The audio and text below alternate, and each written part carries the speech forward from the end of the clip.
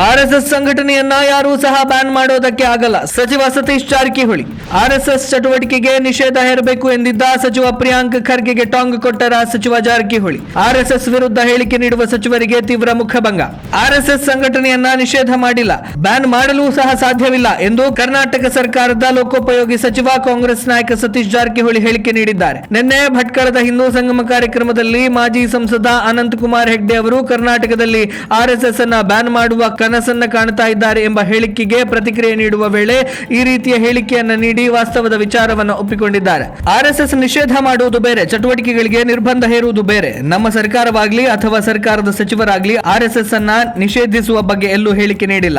IT BT ಸಚಿವರಾಗಿರುವ Priyank Kharge ಅವರು ಇತ್ತೀಚೆಗೆ RSS ವಿರುದ್ಧ ನೀಡುತ್ತಾ ಇರುವಂತಹ ಹೇಳಿಕೆಗಳು ತುಂಬಾ ಚರ್ಚೆಗೆ ಗ್ರಾಸವಾಗಿದ್ದವು. ಕಳೆದ ವರ್ಷದ ಅಕ್ಟೋಬರ್ನಲ್ಲಿ ರಾಜ್ಯದಲ್ಲಿ ಆರ್ಎಸ್ಎಸ್ ಚಟುವಟಿಕೆಗಳಿಗೆ ನಿಷೇಧ ಹೇರಬೇಕು ಎಂದು ಮುಖ್ಯಮಂತ್ರಿ ಅವರಿಗೆ ಪತ್ರವನ್ನು ಕೂಡ ಬರೆದಿದ್ರು. ಈಗ ಅದೇ ಸರ್ಕಾರದ ಭಾಗವಾಗಿರುವ ಸಚಿವರೊಬ್ಬರು ಆರ್ಎಸ್ಎಸ್ ಸಂಘಟನೆಯನ್ನ ಬ್ಯಾನ್ ಮಾಡಲು ಸಾಧ್ಯವಿಲ್ಲ ಎಂದು ಹೇಳಿಕೆ ನೀಡಿರುವುದು ಪ್ರಿಯಾಂಕ್ ಖರ್ಗೆ ಅವರಿಗೆ ತೀವ್ರ ಮುಖಭಂಗ ತರುವ ಹೇಳಿಕೆಯಾಗಿದೆ ಎನ್ನುವುದು ಅನೇಕರ ಅಭಿಪ್ರಾಯ.